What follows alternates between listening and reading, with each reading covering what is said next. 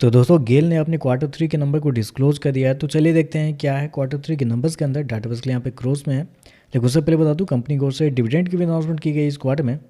5 रुपये के हिसाब से कंपनी आपको डिविडेंड देने जा रही है, जिसका जो रिकॉर्ड डेट है वो भी आपका 5 ही फरवरी है। तो याद रखिए 5 फरवरी रिकॉर्ड डेट है कंपनी के 5 रुपये डिविडेंड के लिए। मैं बेसिकली कंपनी के स्टैंड लोन नंबर आपको बता रहा हूँ, क्योंकि मार्केट की जो एस्टीमेट है कंपनी के स्टैंड लोन नंबर के ऊपर ही है। तो पिछले क्वार्टर में कंपनी 35,031 करोड़ का रेवेन्यू जनरेट की थी ऑपरेशन के थ्रू। पिछले साल 34,957 करोड़, अभी देखें तो 34,075 करोड़ आपको जाता हुआ देखने को मिला। तो साल से साल जाते हैं तो साल से साल कंपनी के रेवेन्यू के अंदर गिरावट आपको देखने मिली। लगभग 2.5% के आसपास की गिरावट है कंपनी के रेवेन्यू के अंदर साल से साल।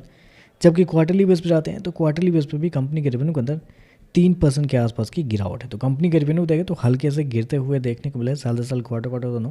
हालांकि मार्केट का अनुमान था कि हल्के से बढ़ते हुए देखने को मिल सकते हैं 2-3% के आसपास, लेकिन यहाँ पे आपको गिरते हुए देखने को मिले, क्योंकि कंपनी हो गया 35,075 करोड़ का रेवेन्यू इस क्वार्टर में, जबकि मार्केट का अनुमान था 36,830 करोड़ के आसपास। तो आप कह सकते हैं जितना मार्केट का अनुमान था थोड़ा सा कम आपको देखने को मिला है। खर्चे की बात करते हैं तो देखिए पिछले क्वार्टर में 33,000 खर्च किए थे, पिछले साल 33,118 करोड़, अभी देखें तो 32,725 करोड़ आपको देखने को मिला। तो खर्चे भी देखें तो खर्चे भी आपको ज़्यादा देखने को मिल रहा है, क्योंकि साल से साल लगभग 2.5% के आसपास के रेवेन्यू गिरा है, लेकिन खर्चे देखते हैं तो लगभग 1.5% आपको कम होते हुए देखने को मिला। तो खर्चे भी ज़्यादा इस क्वार्टर में देखने को मिल रहा है। चलिए कंपनी का प्रॉफिट क्या निकलता है वो देखते हैं। तो देखिए पिछले क्वार्टर में कंपनी 2,217 करोड़ के प्रॉफिट में थी, पिछले साल 3,867 करोड़ के आसपास, जबकि अभी देखें तो गिर के 1,602 करोड़ आपको देखने को मिला। तो कंपनी के प्रॉफिट के अंदर देखें बड़ी गिरावट आपको देख लगभग 60% के आसपास की गिरावट है। जबकि क्वार्टरली बेस पे जाते हैं तो यहाँ पे भी लगभग 28-27% के आसपास की गिरावट है। तो कंपनी के प्रॉफिट के अंदर एक बड़ी गिरावट आपको देखने को मिली है। हालांकि पिछले साल कंपनी के प्रॉफिट ज़्यादा होने के पीछे कंपनी के एक्सेप्शनल आइटम का भी योगदान था, क्योंकि 2,440 करोड़ कंपनी को एक्सेप्शनल आइटम में पिछले साल फायदे हुए थे, जिसकी वजह से इतना बड़ा प्रॉफिट देखने को मिला है।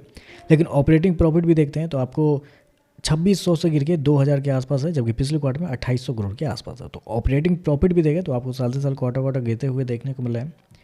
कंपनी हो गया 1,602 करोड़ का प्रॉफिट इस क्वार्टर में, जबकि मार्केट का जो अनुमान था वो था लगभग 1,940 करोड़ के आसपास। तो यहाँ पे भी प्रॉफिट भी देखें तो बिलो एस्टिमेट आपको देखने को मिल रहा है। और ऐसे में कंपनी के अगर मार्जिन देखते हैं तो पिछले साल कंपनी का मार्जिन 11.05 था, क्योंकि कंपनी को एक्सेप्शनल आइटम में एक अच्छे खासे फायदे हुए थे। पिछले क्वार्टर में देखते हैं तो 5.57 के आसपास, जबकि अभी देखें तो गिर के 4.70 आपको देखने को। तो क्वार्टरली बेस पर भी गिरता हुआ देखने को मिला, साल से साल भी गिरता हुआ देखने को मिला है। ईपीएस की बात करते हैं तो देखिए पिछले क्वार्टर में 3.37 रुपये, पिछले साल 5.88 रुपये, अभी देखें तो 2.44 रुपये आपको जाता हुआ देखने को मिला है। तो ओवरऑल देखा जाए तो नंबर थोड़े से कमजोर आपको देखने को मिले। कंपनी के रेवेन्यू प्रॉफिट दोनों के अंदर गिरावट है साल से साल, क्वार्टर क्वार्टर दोनों, और बिलो एस्टिमेट भी आपको देखने को मिला है। तो नंबर कमजोर है, बाकी देखते हैं मार्केट इस पर कैसे ये कहता है। वीडियो पसंद आए तो लाइक कीजिएगा, साथ में साथ चैनल को सब्सक्राइब जो कीजिएगा। धन्यवाद।